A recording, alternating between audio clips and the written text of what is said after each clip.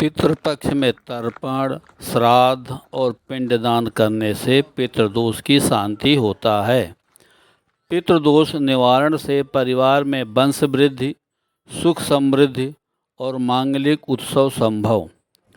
प्रेम से बोलो ओम विष्णुवे नमः। ओम नमो भगवते वासुदेवाय। ओम प्रथम पितृ नारायणाय नमः। ओम श्री सर्वपितृ देवताभ्यो नमः।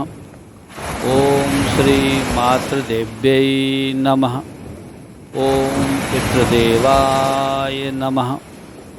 माता पिता को सादर नमन। पितृदोष नामक श्राप पितरों की नाराजगी से होता है। पितृदोष के कारण जीवन में होने वाली अशुभता का निवारण मात्र पितरों की प्रसन्नता और उनकी आत्मा की तृप्ति से संभव होता है। पितृदोष निवारण के अनेकों शुभ अवसरों में से एक पितृपक्ष का तर्पण, श्राद्ध, पिंडदान सदुपयोग करें और पितरों का आशीर्वाद से पितृदोष से मुक्ति पाएं। क्या होता है पितृदोष? पूर्वजों के किए पाप का फल उनके वंशजों को भोगना पड़ता है। यह वंशज की कुंडली में पितृदोष के रूप में आता है। पितृदोष वह कर्म होता है जो एक पीढ़ी से दूसरी पीढ़ी तक जाता है और वित्तीय, स्वास्थ्य और पारिवारिक समस्याएं पैदा करता है। पितृदोष के प्रभाव से जीवन में हमेशा मुश्किलें आती रहती हैं। घर में हमेशा किसी का बीमार रहना, मान सम्मान की हानि, पिता से विवाद, बहुत मेहनत के बाद भी सफलता न मिलना या फिर बने बनाए काम बिगड़ जाना, दंपति के ढेरों प्रयास करने के बाद भी उन्हें संतान सुख नहीं मिलता या फिर उत्पन्न हुए संतान मंद बुद्धि, विकलांग आदि होती हैं। कई बार बच्चे के पैदा होते ही मृत्यु हो जाती है। पितृदोष का प्रभाव स्त्रियों पर भी होता है।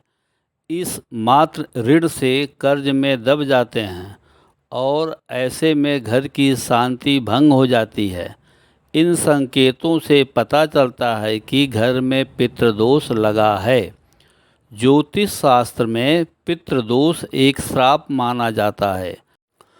कुंडली में सूर्य, चंद्र और राहु, इन तीन ग्रहों की वजह से पितृदोष बनता है।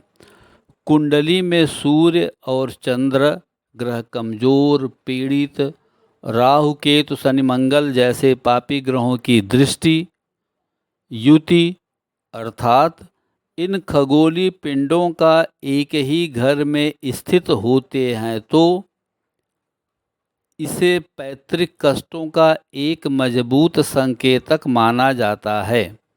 सूर्य कुंडली में कमजोर या पीड़ित हो तो जीवन में मुश्किलें थमने का नाम नहीं लेती हैं और जिसका प्रतिनिधित्व करता है, जैसे आत्मा, पिता, सरकार में स्थित, सामाजिक प्रतिष्ठा में हानि होती है। जबकि राहु पूर्वजों को दर्शाता है।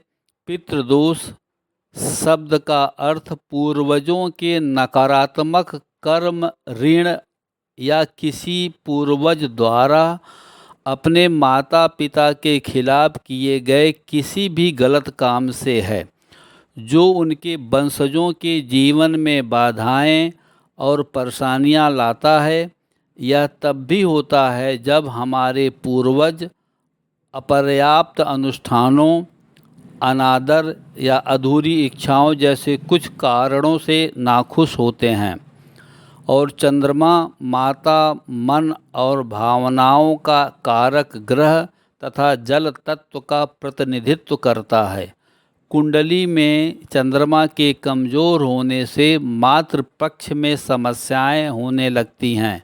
चंद्रमा को मजबूत बनाने के उपाय में सफ़ेद चीज़ों का दान करना चाहिए। राहु एक छाया ग्रह है और जीवन में बाधाएं और चुनौतियां लेकर आता है।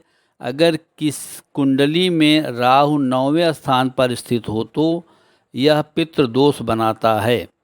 इस स्थिति में आप जो भी नया काम शुरू करते हैं उसमें असफलता ही मिलती है।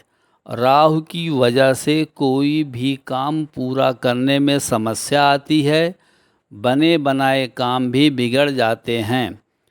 वहीं वंशज अगर पूर्वजों के प्रति अपनी जिम्मेदारी को पूरा नहीं करते हैं, उनका सही से श्राद्ध तर्पण नहीं करते हैं, तो इससे भी पितृदोष होता है।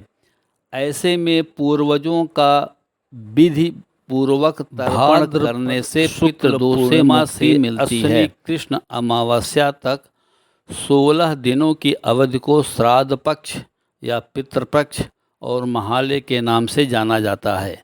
जल, तिल, चावल, जौ, कुश और पिंड बनाकर या केवल सांकल्पिक विधि से पितरों का तर्पण, श्राद्ध, पिंडदान और दान करना, गौग्रास निकालना और उनके निमित्त ब्राह्मणों को भोजन करा देने से पितृ प्रसन्न होते हैं और उनकी प्रसन्नता ही पितृ ऋण से मुक्त करा देती है।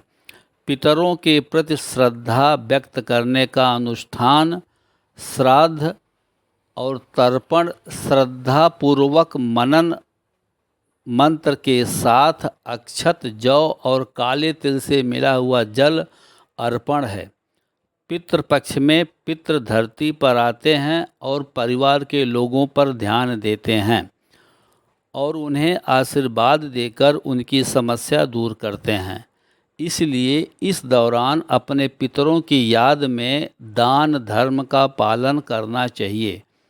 पितृ नाराज हो जाएं तो घर की तरक्की में बाधाएं उत्पन्न होने लगती हैं। इसलिए पितरों के निश्चित तिथि के दिन तर्पण, श्राद्ध और पिंडदान के उपाय से उन्हें खुश कर सकते हैं। पीपल के पेड़ में जल चढ़ाएं। जल में काले तिल मिलाकर दक्षिण दिशा में अर्घ देने से पितरों की आत्मा तृप्त होती है और आशीर्वाद देते हैं, जिससे पितृदोष दूर होता है। केसर युक्त खीर का दान करने से सूर्य ग्रह मजबूत होता है। प्रिय दोस्तों, नमस्कार। मुझे आशा है कि मेरी यह लेटेस्ट पब्लिश्ड वीडियो आप सबको बहुत पसंद आई है। अतः घर में बैठकर इस वीडियो का आनंद लेने के बाद मेरे प्रयास को काइंडली लाइक और कमेंट्स करें तथा अपने नियरेस्ट एंड डियरेस्ट को शेयर करें।